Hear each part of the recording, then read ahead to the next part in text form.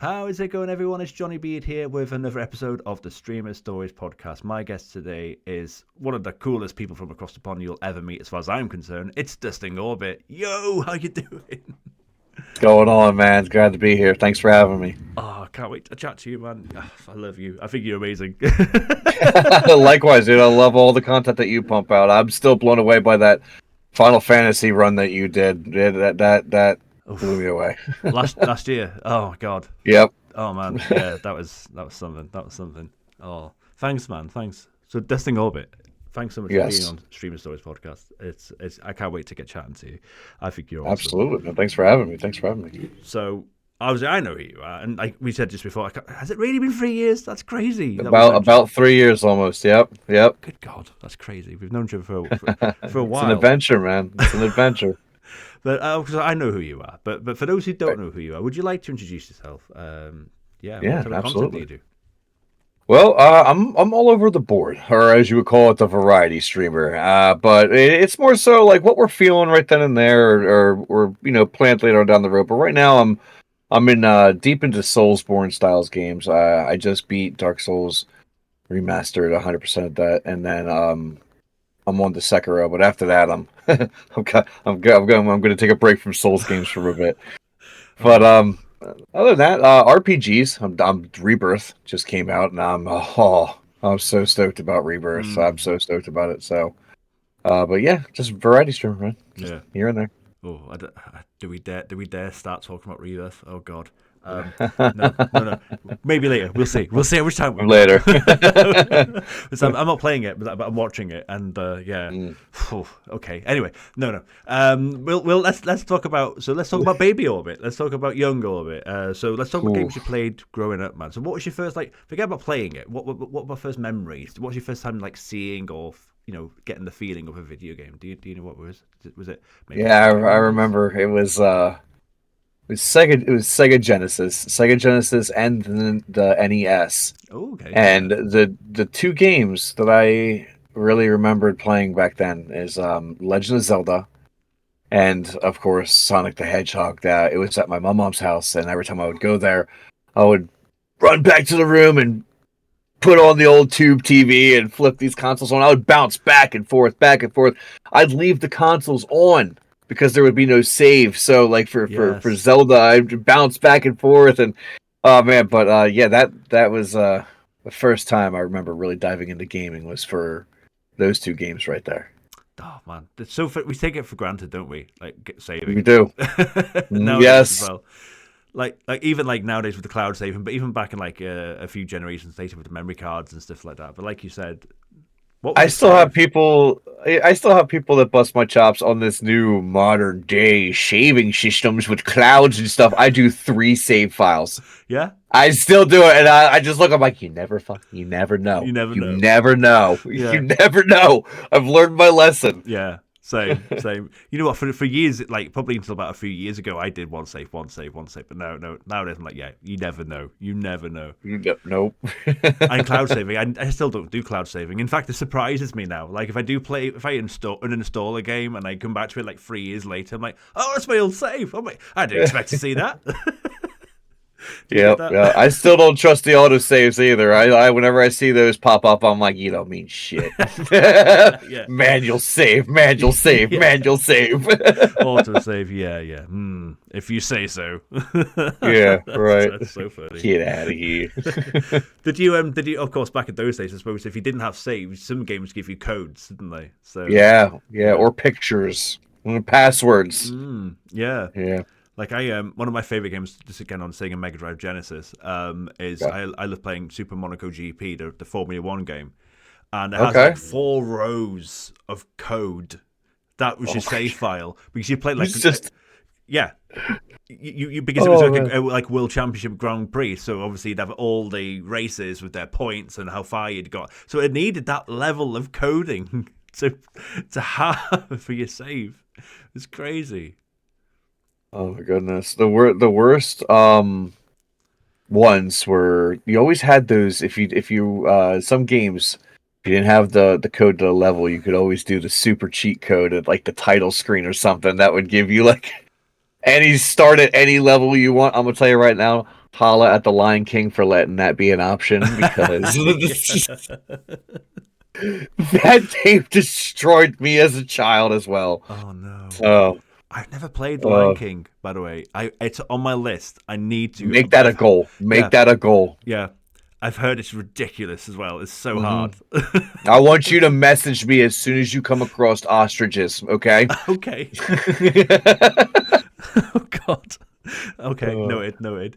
Well, just speaking about Mega Drive Genesis games as well, like we were both playing World of Illusion last week at pretty much at the same time as well. Yes. That was weird.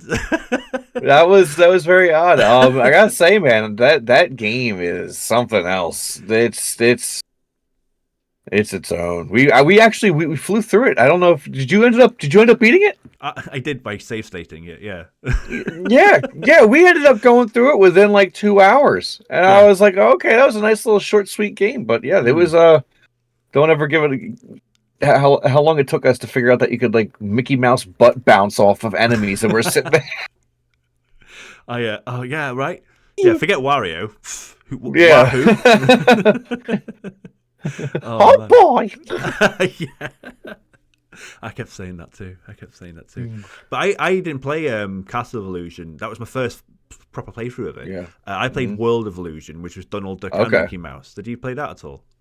That's the third one. Yeah, we ended up diving into that one right after you. Wait, when did you play that one? Oh, I played it years. Yeah. Okay, because after we beat Castle, we went to World. We skipped the second one and went to World because I had Donald Duck in it, and I was like, I gotta see this, and ended up beating that one too within like an hour and a half. I was like, very okay, short, isn't it? Yeah. Yeah, short and sweet, man. Those games. Did you play that 2-player or did you play it solo?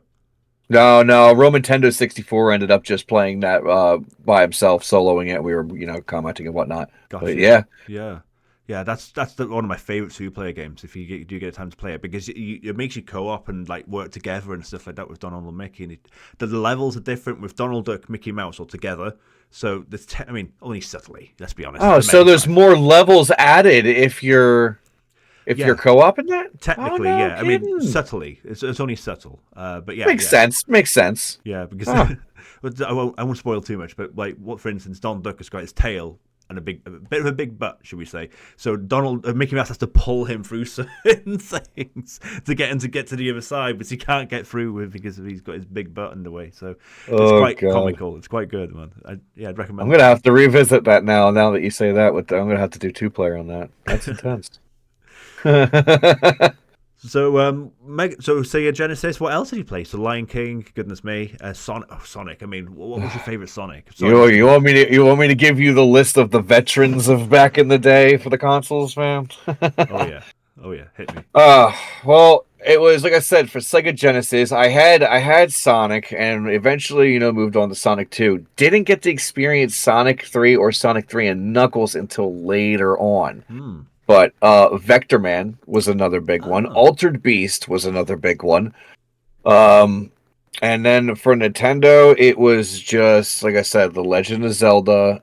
It would be the Super Mario Bros. Duck Hunt, Kung Fu, and oh man, it's all Excite Bike. There you go. Oh, and Sega Genesis as well. I also dipped into Road Rash. Nice. Yes.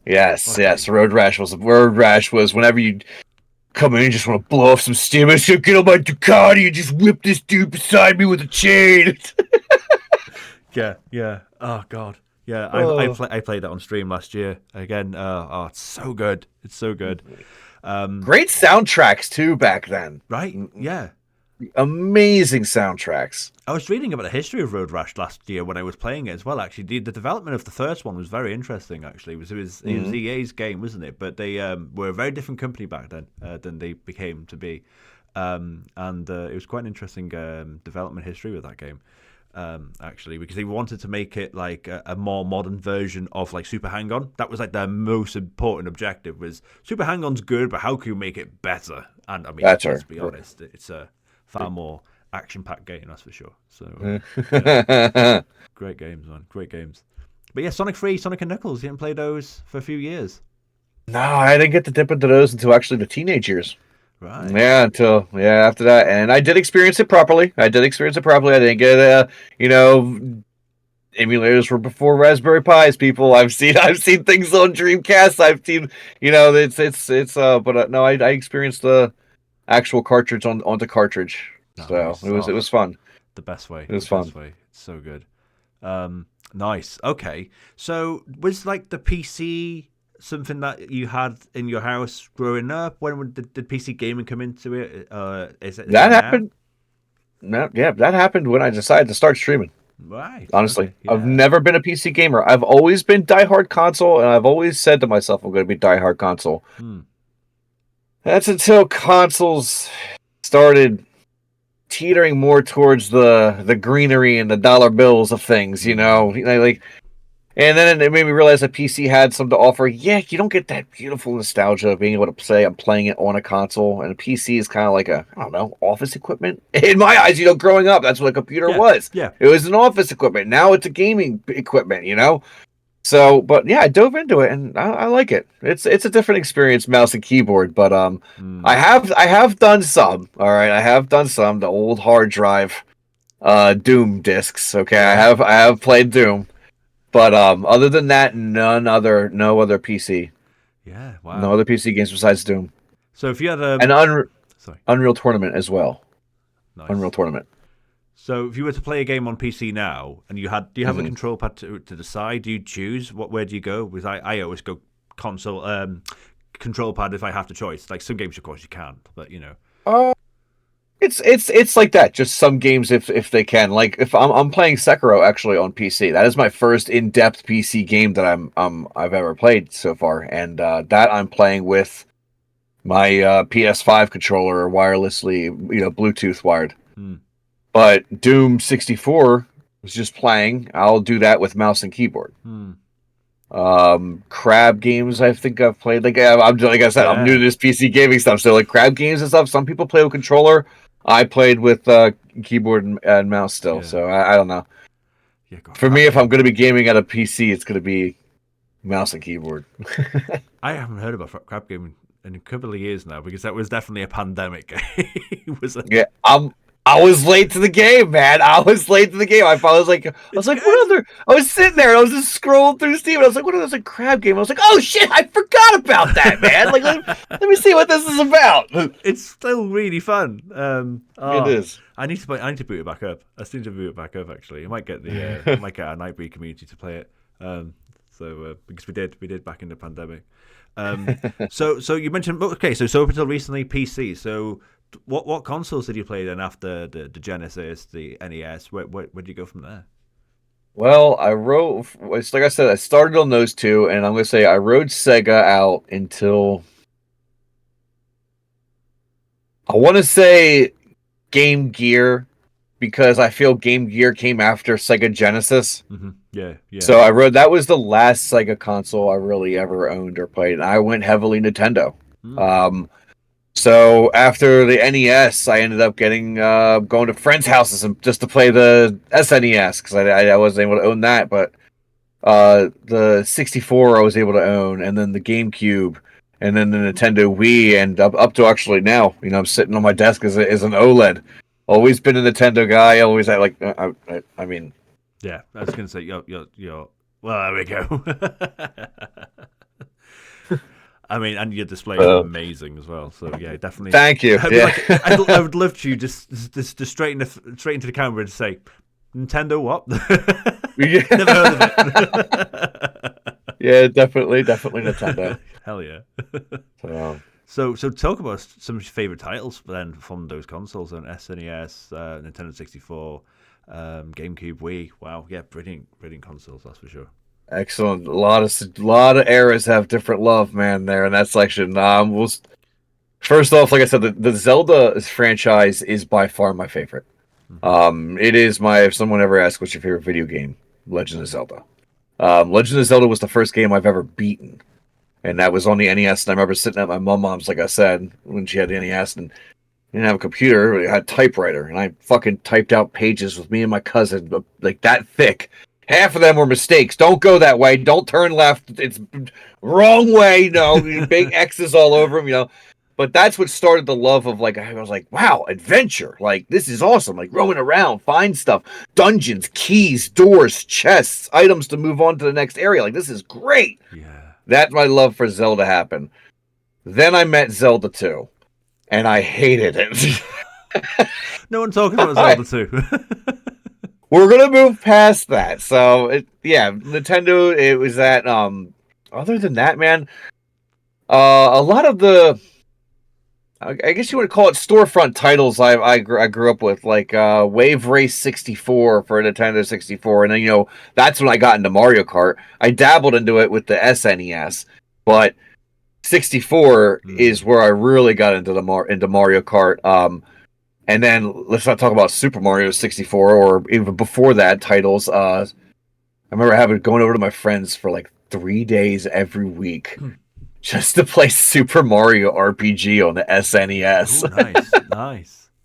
So yeah, definitely just classic titles, man. I fell in love with, but mainly Zelda. Yeah. I'm sure you know this already, but just in case you didn't, my first Zelda experience was only last year because I didn't have many Nintendo consoles growing up, so I had to start with Ocarina of Time. What'd you think? It was good. It was really good. Yeah. How many times did you curse in the water temple? Be honest. Be honest. Quite a lot. It wasn't so bad. Just really long. I felt like it was there. I think I did 2 streams. Just the water temple. Yeah. So like about 6 hours. I'm gonna ask you a question. All right. In the one area where you unlock the water levels, a block lifts up, revealing a passageway underneath.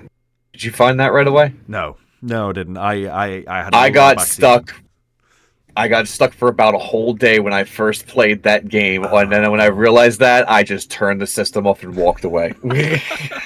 Oh God, no! Like, oh man, no! I don't think I could have played it properly without support of my community, man. Like, yeah, I had a lot of backseating, good backseating, not bad backseating. Yeah. And it was like, oh, thank you so much, guys.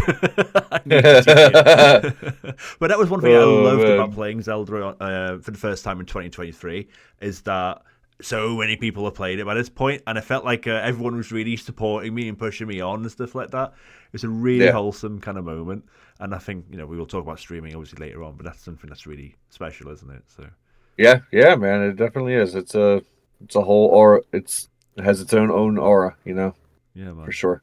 So what's your favorite Zelda game then? I mean, if you've gone through pretty much all of them. My favorite, not all of them. I have a lot of handheld console ones I haven't been able to get on that good old emulator yet and see if I can't find. But out of all the ones that I've played, I'm going to say hands down my favorite Zelda game is Wind Waker. Okay, yeah. And I'm talking about the original Wind Waker where you had to do everything on GameCube. They altered it later on for the Wii, and they took out a bunch of stuff that they called nuisance. But man, the original Wind Waker, it was just adventure. The whole world was yours. It felt like a true first open world, like Zelda. Wow. Besides Ocarina of Time, having its own set paths, but it just felt like you didn't know where you were going. You were sailing. You had to do little things here and there. The fact of bringing both worlds from the bottom of the sea to the top, it was awesome. It seems like, I mean, again, when I beat Ocarina of Time last year, I was like, right, where do I go next? I mean, my choice was to go to the Majora's Mask, but I had a small minority, should I say, of people going, play Wind Waker, please play Wind Waker. It's got that aura about it as being like, it's almost like, and I know you'll like this because we've had chats about it. It feels like the Fountain 9 of the Zelda series. Yes. Is that right? Yes. Yeah, no, I can agree. Yeah. Yeah. If you're playing, I'll play Majora's Mask. You put gloves on, put mittens on your hands so you don't rip your hair out, man. That's all I'm going to say. Is if you try to play Majora's Mask, that game haunted me. Okay. Yeah. So much. Yeah. I've only played it and beaten it once. That's it. Never picked it up since. Yeah, it's fascinating. I do need. I'm a Zelda baby. I'm learning my way, and I can't wait to play more, man. And but yeah, I'm going to lovely segue that to Final Fantasy because I know we've had chats about Final Fantasy. I know you've got a lot of love for it. So you played a lot on Nintendo. So where did Final Fantasy come into your life then? That's actually one of the games that didn't really mention, but when I did say that I did start with the Sega Genesis and the Nintendo, and there's a sad reason behind that, and that makes me actually forget this. But we had a faulty original Final Fantasy cartridge Oh no. and it only got to play past the very first part, and then it would rainbow screen everywhere. So I did like it when I tried it back then, but I haven't dove into Final Fantasy, and this is a crazy time. This is a crazy gap here. First one I played was 7. Mm-hmm. First one I played was fully by myself was 7, and I remember watching my cousins play this, and I was like, "This is amazing." But uh, that got my love for that because of the message behind that game, Yeah. and I was like, "So Final Fantasy VII is about saving the planet." And if you really look into it, the subliminalness of it, you can really read into games like that. So I was like, "What's the rest of these titles? I'm going to go back." Well, Nintendo was like, "No, don't go too far back. Yeah. Take 3, 6, Yeah. and start there if you want to go back. The other ones you can go back to later when you're like bored and you want like a before bed game or something." I was like, "All right, fair enough." Yeah. But yeah, so I after Final Fantasy VII, I dived into 3 or 6, and then tried 8, never beat it, had bad taste in my mouth. Did 9, loved it. 10, hate it, and then I stopped for a while, picked it up at 14, or no, at 13, hated it. That is such a linear game; it drove me nuts. And then I picked up 14, and I'm going to tell you what, 14 was something else, man. Like, I understand it's an MMO or RPG, right? I understand it's online. But that's where I started understanding, like, what we were talking about, meeting people and, like, never missing a day. I met some people on that game by sheer coincidence that I am going to their fucking wedding now as one of the people standing beside them. Oh yeah. Like, that's when my world opened up, and I was like, "Oh shit! Like, this is awesome!" And then I started diving into more games. But after that, Final Fantasy 15, hated it. I'm seeing a pattern here. And 16, it was just like, it was good. I shouldn't say hate. I mean, cinematics great, story great, but I feel like I'm playing a movie. All right, and I felt like I'm playing a cinematic movie. And 16, it was good, but it was just felt like it was something I already revisited before, since I've played Final Fantasy 1 and all that. And I understand they were trying to mimic that, but so far it's that Rebirth. That's where it's at right now. Yeah. So yeah, I can't play it because I haven't got a PS5, but yeah, I'm watching a playthrough of it, and I mean, yeah, it's so big. It's just massive. It's just ridiculous, isn't it? It's crazy, but that's the thing that a lot of people don't like it. A lot of people say, like, "Oh, like, it's trash." They're changing it. The way I look at it is like, back then we had what? Shapes, polygons to look at. Barrett's arm was a black oversized pixel. All right, that was supposed to be a machine gun. Yeah. This is taking all of that we had to vividly imagine around what they gave us on the screen, and is putting all that pop and pizzazz on the screen for us. That's what I'm loving about it. Mm-hmm. I'm loving seeing Barrett smirk when he says some sneery shit. I'm love seeing Aerith give Cloud that attitude and not just being like, yeah, you know what I mean. So yeah, it's a fun experience. Yeah, man. Yeah, I mean, I think a lot of people have got a lot to say about the story and potential changes without going into spoiler territory. But yeah, I mean, the actual aesthetics, like you said, wow, just the art direction and music, like you said, uplifting everything from '97 to 2024. Oh God. Wow. That right there, what you just mentioned, though, that is another reason why I was big into that series, the Final Fantasy VII series. The music. I love the orchestrated music that they do. Yeah. And it's beautiful. Remake and Rebirth's music is just out of this world. It's just I can't believe what I'm hearing at times. Like it's I didn't think that was possible. I feel like they've completely transcended video game music history, like in terms of what the levels they can do with it and remixing and stuff like that. It's just poetic and just wow. I've never seen it been done in a video game like at that level before. Yeah. It's insane. So you mentioned, go back again. So you mentioned going to your friend's house to play games. How much of that ratio-wise did you do in terms of like? You played a lot of like one-player games, should we say, solo storyline games. But how much is that compared to multiplayer? Did you play? Would you say ratio-wise growing up? I did my fair share of getting the piece of cardboard and duct taping it across the TV so you can't screen snipe, But yeah. A lot of that, well, yeah, for multiplayer games, it was, again, big Roman Nintendo, obviously, the name, big Nintendo guy, so we did a lot of time splitters, and we did, of course, the iconic 007 GoldenEye, we've done that, but other than that, games, not until much later, and those were like GameCube days, really, like Beautiful Joe we used to do, that was a crazy game co-op. But yeah, not much. Yeah. Okay. Mario games, but that's just classic. Of course, absolutely. Oh man, have you picked up the new Mario game, by the way? The new Super Mario's Brothers game? Super Mario Wonder. Yes. Yeah. Yes. Yeah, I liked it. It's honestly, it's a whole new meal to the table for Nintendo. You know what I mean? New art style, new voices, new animations, new enemies, new world ideas. It's exciting. It's exciting to see that come back. Yeah. So I like to see creativity come back. Excellent. Okay, so we're talking about some of our favorite games and some of the best games you've mentioned, some of the best games of all time. But is there any games that you've played that you would say are not so good? Is there any memories you've got of games that were like that was either it might be like disappointing or just really buggy or just bad? Like, is there any games that come to mind over the years or more recently? Anthem. Okay. Anthem. What's Anthem? I don't know if I've heard it. I think I don't know. Anthem. Me and a group guys got it together. We always play Destiny 1 and Destiny 2, so we're the wolf pack.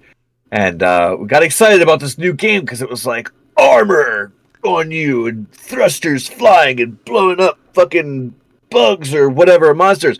And it just flopped. Okay. It was such a flop. Like, the hypest thing about this game was the commercial that was released on TV. Right. That's it. I was so bummed out. That was the most I've ever been let down for a game that I can remember. You suckered you in. It's always so bad when that happens, isn't it? Yeah. I've got a story about that actually in terms of like commercials and stuff like that, and trailers as well. Like for the longest time, after Resident Evil 5, because I'm a big Resident Evil fan, Resident Evil 5 pumped in so many spoilers into their trailers and stuff for that. And then when I finally played the game, I basically all the stuff they were revealing were like the second half of the game, basically. So when you were playing through the game, going, none of this was in the trailer. That's weird. And then you play through it, and then you finally get to the second half of the game, and basically I knew the hecking story by that point because I'd seen it all in the trailers. It actually, and then Resident Evil 6 came out, which we all know is not a very good game, and the trailers were so OTT for that. And it's like, that really put me off, trailers and commercials and stuff like that. For the longest time, I didn't look at anything. So have you watched? Did the Anthem situation kind of have a similar effect on you? How do you find it? It did. I mean, because like I was expecting like all these cool fights and whatnot, but it showed like all these big explosions and boss fights and everything. But later on, you find out it's just the same one over and over again, but just like reskinned. Oh yeah. So it was just a letdown. I felt like it was just a big flop, man. It was just a big flop. Gutted, man. Gutted. Okay. So again, you mentioned a lot of Nintendo stuff, but is there any achievements and trophies on the Switch? It's not, is there? So do you do much in terms of achievements, trophies, stuff like that, platinum in games? I've never been big into that. No. And it seems like everybody around me always does that. And they're like, "Oh, did you get this yet? I just platinumed Elden Ring or something." And I'm just like, "Nah, man, but I beat the final boss." Yeah. That's enough for me. That's good enough for me, man. I don't need to do and get medals or anything like that. Yeah. Yeah. They're not on my wall. They're in a box that's sitting under my TV. One thing I haven't done, this is something I've been debating about, is there's like this retro achievements now. Just like you can like link in like emulated games with like retro achievements. I'm not sure how it works, but that seemed like that's a bubbling scene, shall I say? I don't know if you've heard much about that. I can't say I have. Yeah. So people playing the older games, because obviously there's no achievements back in those days, were they? So they're going back to play these Genesis games or PlayStation 1 games or whatever.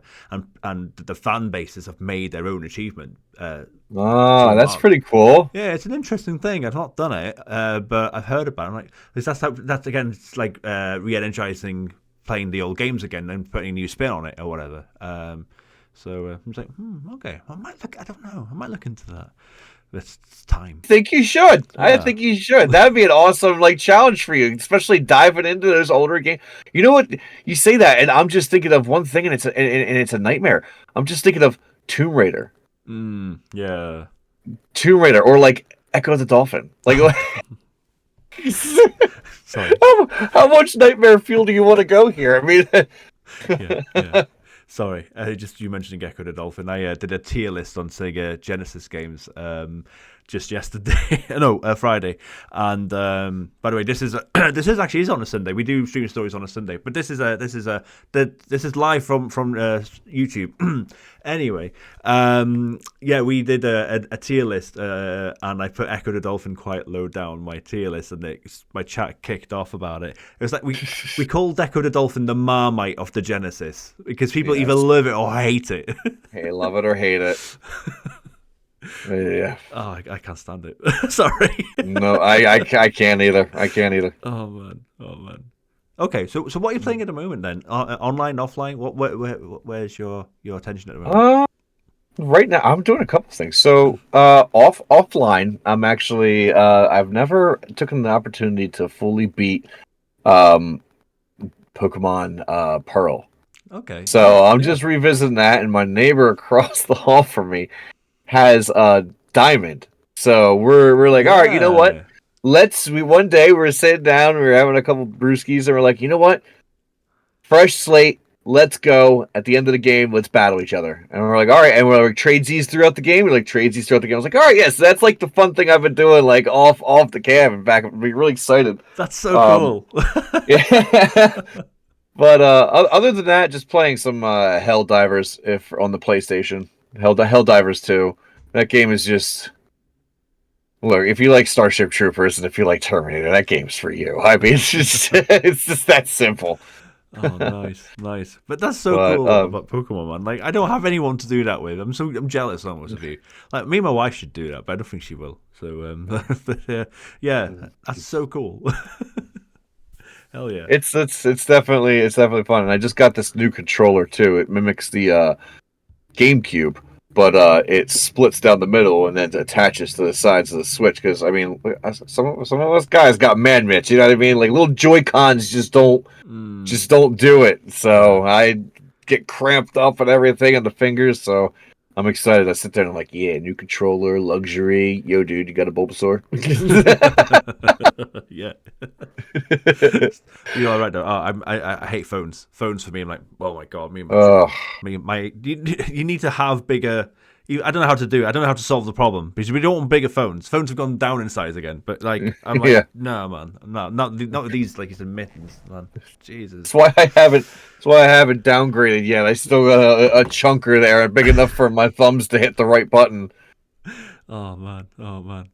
Okay, so we talked about worst games, talking about some of your favorite games. Let's talk about hard games. Like, so is there any games in the past or present that are just really infuriatingly difficult for you? And what would they be?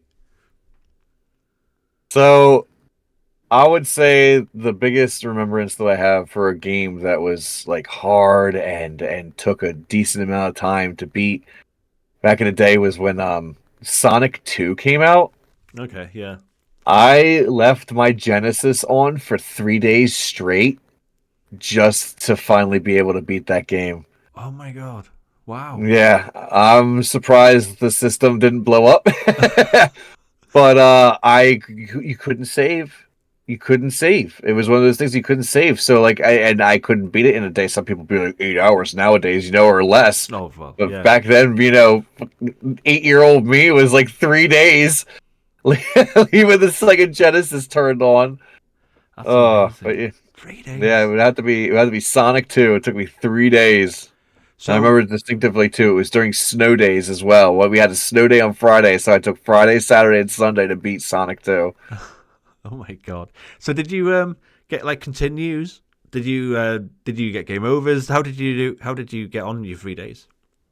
I died in the middle of it for sure. I definitely game overed, but I just went right back at it. So that's why the system just kept staying on, was because I just couldn't give up. But no, I did die the first time I got all the way. So technically, it took me about a day and a half to beat the game because I died to Metal Sonic.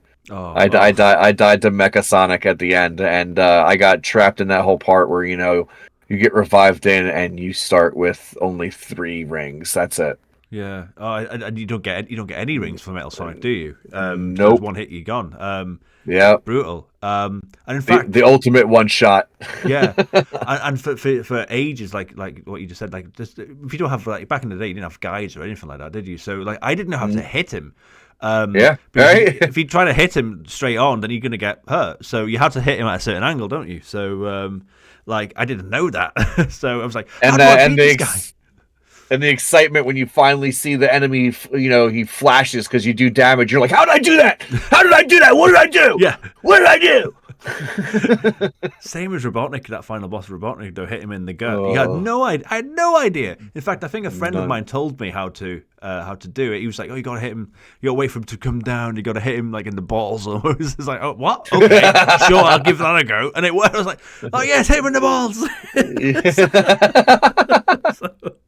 Oh man, yeah, goodness me. But if I'm not mistaken, with Sonic 2 though, so if you got like say you got 3 KS Emeralds and then you got game over, I think they carry on through, don't they? If you start again on Sonic on the first level, so I think not sure about that. I'm not sure about that. I might be wrong, but I haven't done chaos hunting till like later on.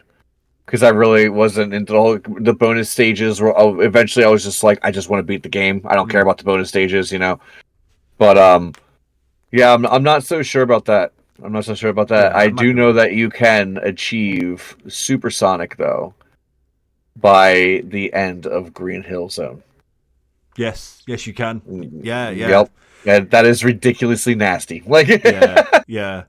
I've done it maybe twice. No, I've beaten Sonic 2 so many times, but yeah, getting it is hard. Yep. Yeah.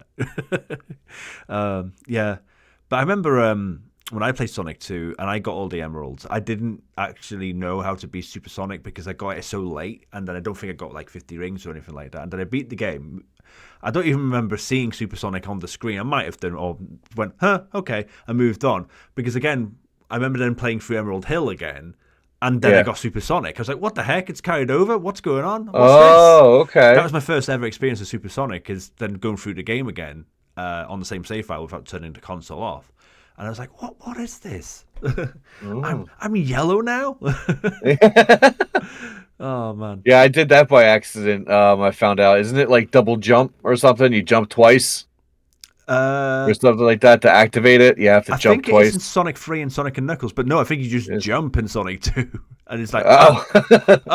Okay. Sweet! Okay. Let's go really fast and blow shit up. Yes. What's happened to me? I might be wrong, but I think so. I can't remember. Man. Okay, again, with your huge knowledge and eclectic taste of video games, this will be a really interesting question, Orbit. So, if you were stuck on a remote island, and on that island you can only have 3 games, and you're going to be stuck on that island. I'm sorry, man, you're stuck on that island forever. So, not saying hello to your roommate anymore or anything else. But you can only have 3 games on that island. You can have internet connection. You can use mods. You can play online. But what 3 games would they be and why? Man, I would stay away from the online if that was the case. And my 3 games would have to be Super Mario Brothers 3. Oh, right, yeah. Pokemon, either Fire Red or Water Blue. And then If I'm stuck on an island, why don't we go with Link's Awakening? Nice. Free. That's interesting. So you wouldn't play online? You wouldn't have online play? No, because if I'm going to be isolated like that, I mean, yes. This is weird to explain. So, I'm not doing this and everything is fine because let's be real. What us as streamers or us if we're in a VC or call or whatnot, you technically are talking to me, yes, but you're in a safe environment that while talking to me, and I'm in my own environment while talking to me. That's fine. I like the friendship, communicating, networking, talking amongst people like that way. I hate going out in public. Okay. I call people insects. They all run around, they bump into you, they fucking they don't give a shit if they run you over with your car over here. Okay? It's just a goddamn plague of meat bags powered by Bone Cyborg. Okay? I can't stand it. So this is like my sanctuary. So but if I was out there already alone, then I wouldn't have a problem going ahead and doing some good old solo player. Yeah. You just be on your island. Oh no, there's no one here. Okay. Game Boy. Let's start Link's Awakening. Yep. Oh man, you too? Interesting game. I didn't realize how much you're into Pokemon actually in that respect. So yeah, let's talk about Pokemon. Obviously you got a massive Gengar plushie in the background, of course. Hell yeah. But yeah, what's your favorite Pokemon? What are your favorite memories of playing Pokemon? Oh no! Oh well, no, but no. Gengar is my favorite. Yeah. Memories was going back to to just Red. Red and blue and yellow was later on in the adventure. But for me, I was a blue owner. I wasn't cool enough to be red. Okay, and that adventure just got to me. The battling, the healing, the just going a path to be number one. That's the sense of almost like an adventurous tournament. Yeah, is what sucked me into that. And of course all the creatures. I remember opening my first booster pack. Okay. Man, and it was jungle. It was a jungle booster pack. Was the very first booster pack I ever opened for Gen 1. And my first rare I ever got was a Dragonite. Oh, nice. Yeah, it was just a regular, not a holographic, not nothing fancy, just a regular Dragonite. And then ever since then, I was just like, wow. And before I got into the games, it was the cards and the show, obviously, because the games came later on. But I developed a love for the cards. I loved battling. I had the mat, I had the tokens, I had all the strategy planned out of who was in my deck. So, and we played for keeps. I've lost a good amount of friends. Totally worth it. Yeah, totally worth it. So pick up my Toad here real quick. Yes, sorry, Toad. Yeah, poor guy. But lovely segue though to your fantastic collection behind you. And the question on the paper, by the way, friends, anyone that's watching / listening to this is: do you have any video game collectibles? I mean, so let's ask that question, Orbit. Do you have it? Do you have any video game collectibles? So, is this your full? And there's a tote over here, and then there's a display case out there that has all Transformers from Generation 1 till present. Nice. And there's a couple of other things. Oh, yeah. Nice. Hell yeah! If you had to choose one item, what would it be your favorite collectible? My favorite one is my Final Fantasy VIII Behemoth. Oh. Behemoth statue. Oh my good God! Yeah. Can I see a picture of that if you can't get it out? I'll go get it. Oh, okay. I'll go get it. Just give me one quick second, and I'll go grab that. That sounds Behemoth. Holy crap! I mean, they're amazing. They're amazing. I've never had this before, by the way, on the podcast. The person's left the podcast to get the item for those that are listening on Spotify. My bad. It's not a Behemoth. It's Bahamut. Bahamut. I'm sorry. Bahamut. Either or though. That's amazing. So first time for your podcast, you just got a chair. I'm sorry. I got chaired. Oh my God. That is you can see the scale to my face, how big he actually is. That I've never seen that before. Is that that's official, isn't it? Yeah, that's officially from Final Fantasy VIII. Oh my God, man. That is beautiful. I am so jealous. That, you know what? And I'm not saying it just because you're on right now, but that might be my favorite thing I've ever seen on this podcast, collectible wise. You know, thanks for showing that. That's incredible. Absolutely. I wanted to get my hands on the they had the Final Fantasy VII airship, the last one that Sid pilots. Oh yeah, but the price for the high wind, but the price of it was $499, and I was like, I can't do that. Not now. I gotta no. Oh wow, yeah. One day though. One day. Well, it'll be hanging by fishing string from my ceiling, so it looks like it's actually flying. Wow, man! I love that. Hell yeah. Okay, I've got to ask you, DustingOrbit. Obviously, not going to dox you. I'm not going to ask you for your real name, but I mean, you know, where did DustingOrbit come from? Is there any significance to the name? How did you come up with it? I've always liked space. I have always just found it fascinating. And scary at the same time. So I was deciding to make my Twitch name, I should say my content creating name, when I ended up actually breaking my leg by accident. So I broke my knee from jogging, trying to lose weight. Let that sink in.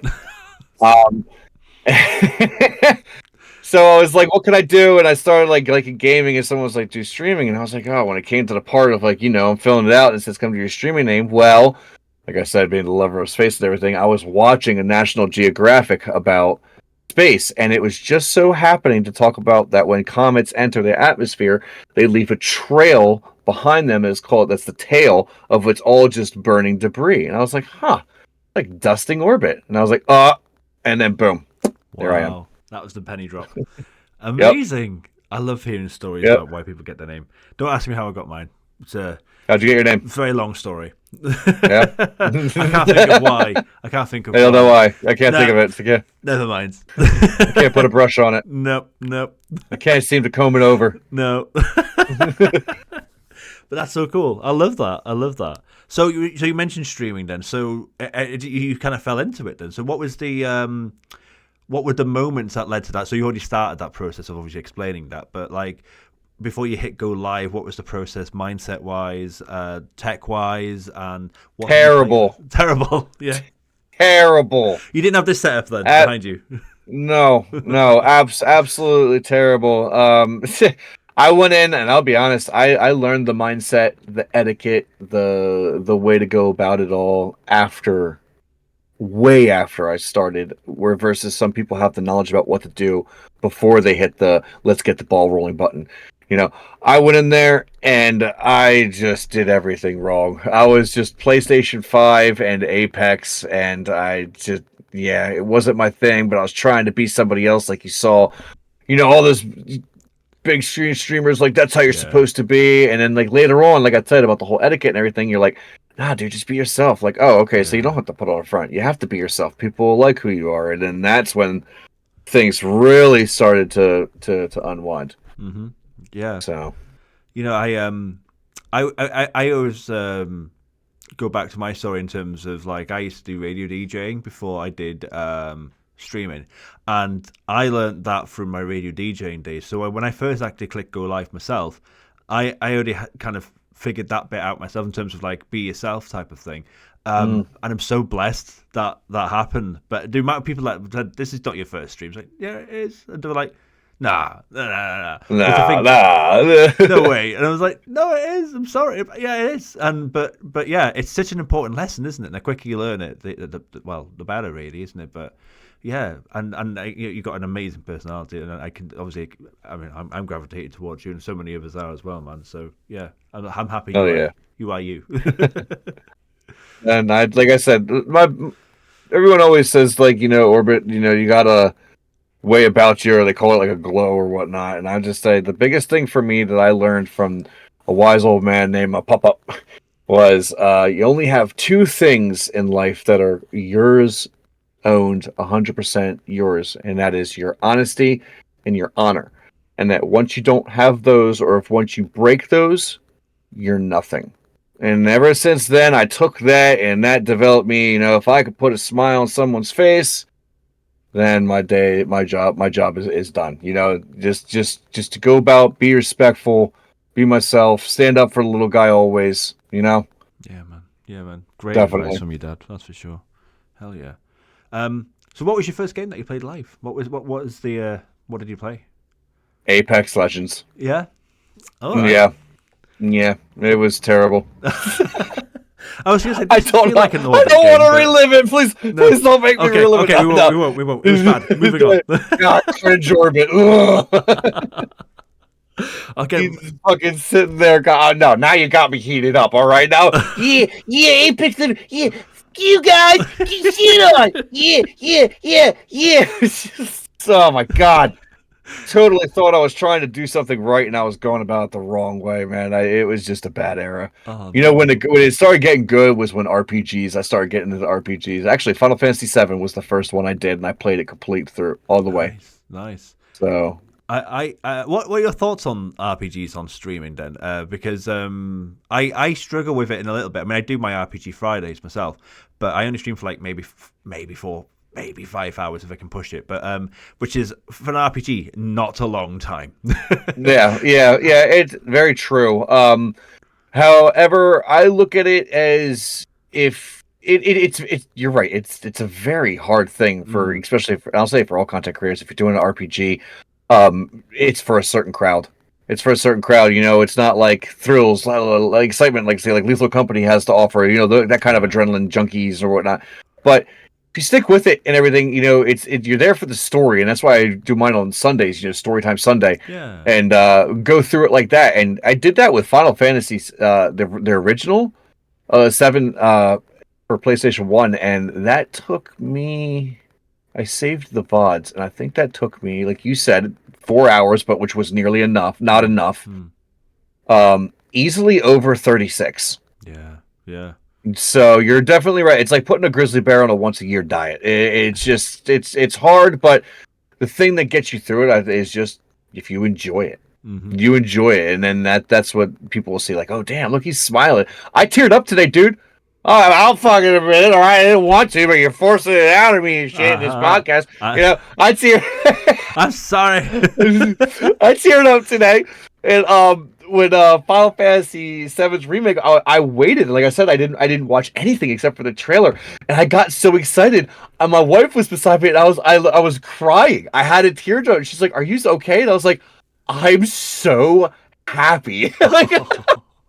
I was like, man. I'm so excited to dive into this, man. That's what it's about. Your excitement, the love of it. Oh God, yeah. I had lots of tears in remake. I haven't so far in Rebirth. But there's so much more to come. That's the we're just scraping the surface at the moment. I mean, I'm at a point as when I'm watching it. We haven't even got to the Midgazolomir, the mid. They got a different name for it, hasn't it? But I'm not even. That's nothing. That's nothing. No. With so much more to come. Somebody asked me that today. They were like, "How far are you?" And I was like, "Well, let's say this: the first remake and integrate only scratched about 2/3 of the first disc for PS1. Yeah. Yep, only 2/3, and it was that long. Yeah. 40 hours out of it was ridiculous. Yeah. And I feel like, I might be wrong, obviously we'll find out, but I feel like Rebirth has stretched it even further than Remake did. It just feels like it's just even longer. The open world, my jaw dropped. Yeah. I was wondering for the longest time how they were going to pull it off, how they were going to do it. You know, back then we're used to driving over to little cars over the terrain, but we had the whole terrain we could walk over. Yeah.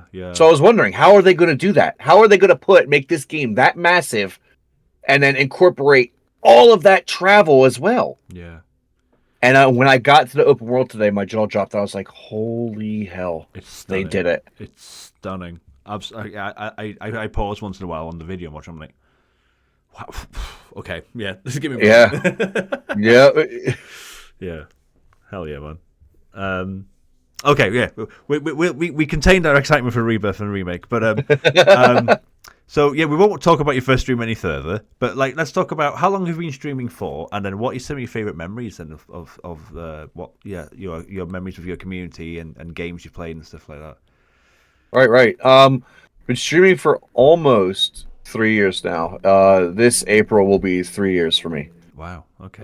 Since I started streaming. As far as memories, I'm gonna say hands down the best one I will ever have is last year. I held a get together. We all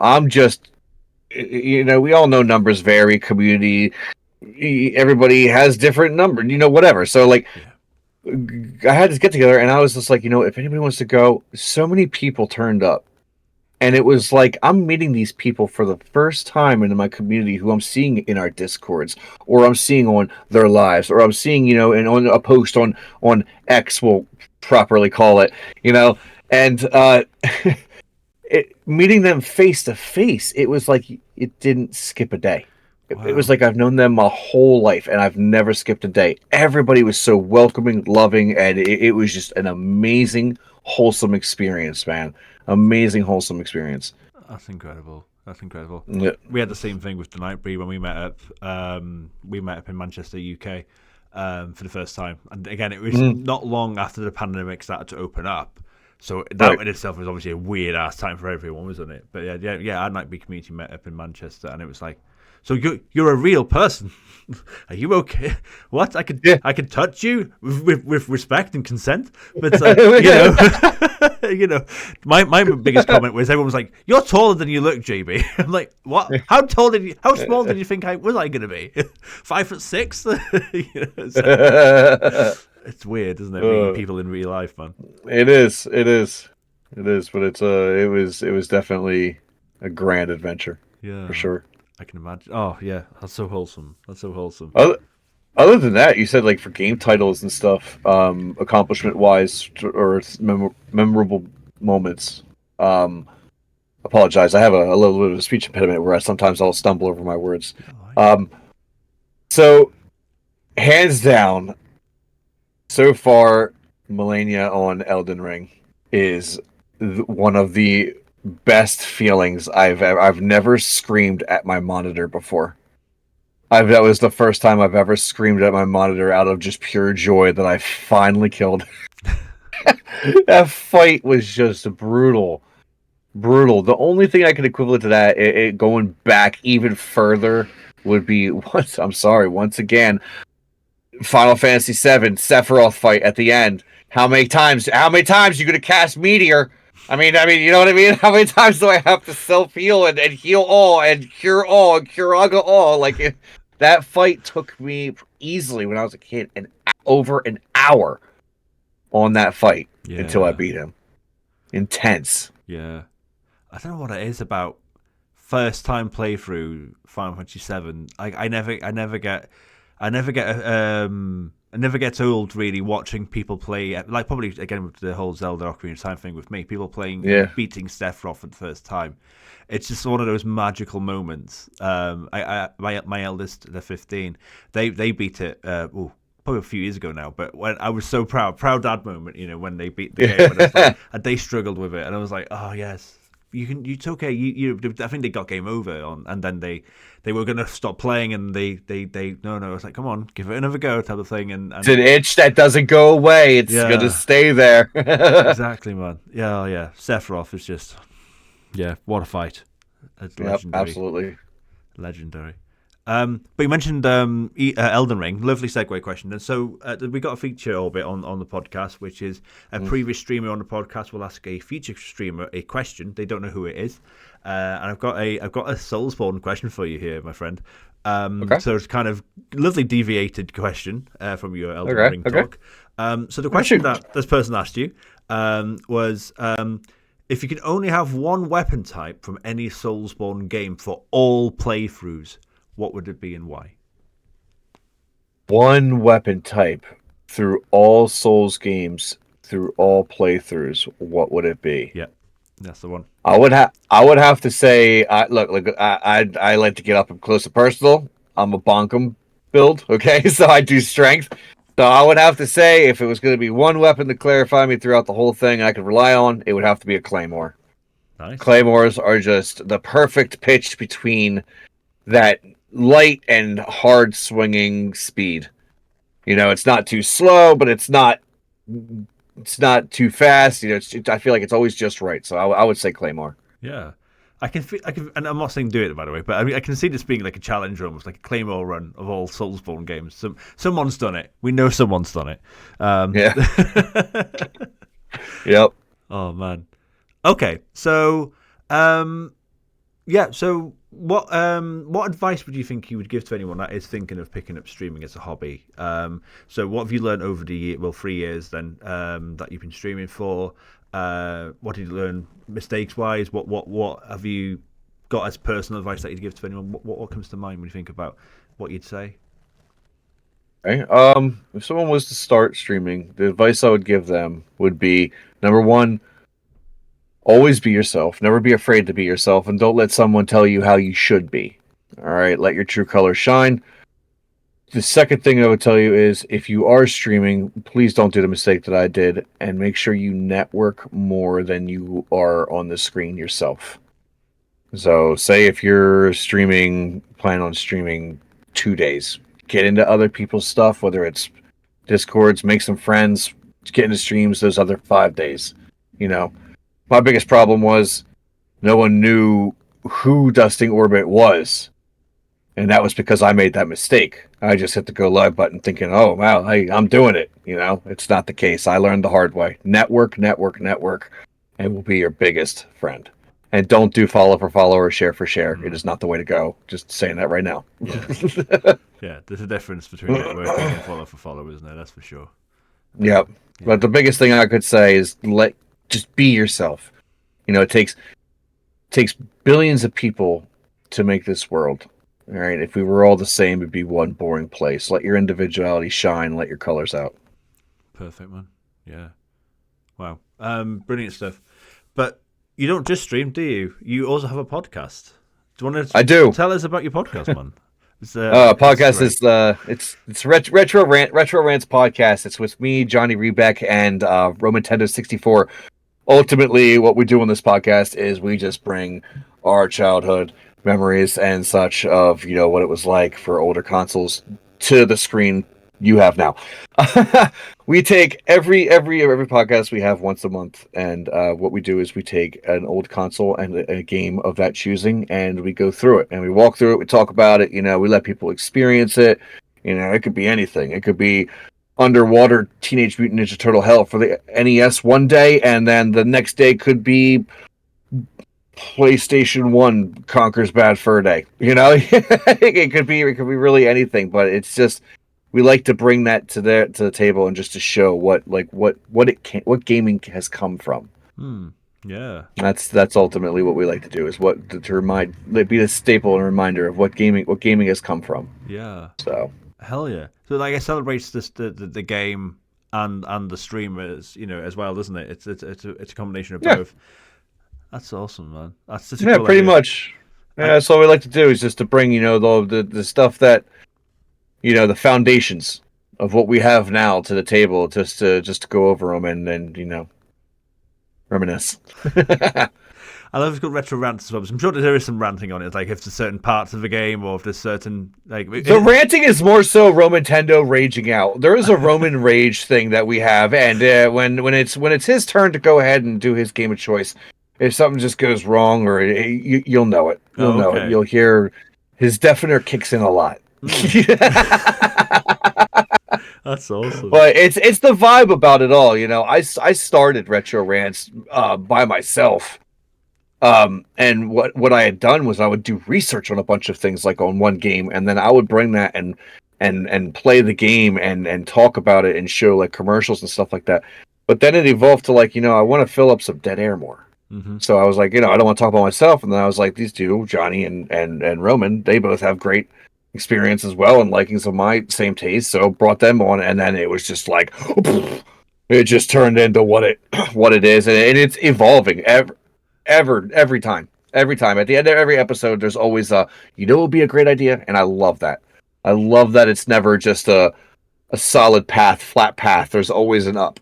Yeah. There's always an up with it. It's great. That's awesome. So, that's awesome. And it's once a month. We need to get you on there. We need to get you on there, man. We need to get you on Retro Rants. I'm positive. Okay. I'm positive. We need to get some Johnny Beard action. We need to know why you have that name. Why is your name Johnny Beard? No idea. Who's that guy? Oh, Man, I'd love to come on. I'd love to come on. So, but yeah, so did you say it was once a month? Did you say your podcast? Well, yeah, once a month. It's at the we make it the end of the every month. We did make it Sunday afternoon, but instead it's just going to be Sunday morning because that's the best time zone to time where I'm at in states to cover everybody else, across this giant floating space dirt pond ball. Yeah. So we're doing the morning time cover some good stuff, man. It's fun. We're gonna get you on there. I'm gonna make it happen. We're gonna make it happen. Oh man! There we go. It's an exclusive. It's an exclusive. I can't wait. But dude, I'm out of questions. You've exhausted me from questions. How dare you? No, it's been amazing. I don't think it was so much as exhausted. I think it was a grand time. The conversation was very fluent. It was very fluent and it was very joyous. I appreciate you having me on. It was a blast. I've been looking forward to this. And, I will say this as well. We did run into complications. I know we were supposed to do this, a week prior, but I will say thank you so much for always being understanding to someone else's situation, what they got going on, and working around that with me, because I was so excited to be on this, and I was like, I hope we could do it, and you did, and I just want to say I really appreciate that, man. It means a lot. Oh, thank you. No, anytime, man. IRL always comes first, isn't it? So but yeah, Orbit, thank you so much. Would you like to plug yourself? Where can we find you on your socials? What days do you stream? Tell us all about it. Pretty much, you can always just find me on the Twitch and YouTube. Fridays, Saturdays, and Sundays. Friday nights from 7 to 11, and Saturdays are going to be 8:30 to 2 p.m. And then Sundays are 8 to 12. So, yeah, that's where mainly you'll find me, being me and yelling and doing dumb things and questioning why I do dumb things while I do more dumb things. I don't know. Fart sounds, lots of fart sounds, all that good stuff. I was going to lots say, of fart sounds. All EST, I believe, isn't it? All EST time zone, just so people know. Yeah, EST, correct. And hey, I mean, you got some funny TikToks as well. You got some funny, fantastic. Hey, he's a funny guy, guys. Honestly, he's very. I think he's been very grounded on this podcast. I must say. Yeah. I've been trying to behave. The inner Jim Carrey and Steve-O love child in me is he's in there. Trust me. But I'm like, bring it down, bring it down. It's true. There's lots of shenanigans on DustingOrbit's channel, man. You guys need to follow him. Do it. But thank you, man. Do it. Not a problem, dude. Thank you so much for having me, man. It was a blast. Oh, hell yeah. Oh, there we go. I'm out. I'm done. Thanks so much, everyone, for watching / listening. And that's another episode down. Check out DustingOrbit, and I'll catch you to the next one. Much love. Take care. Bye.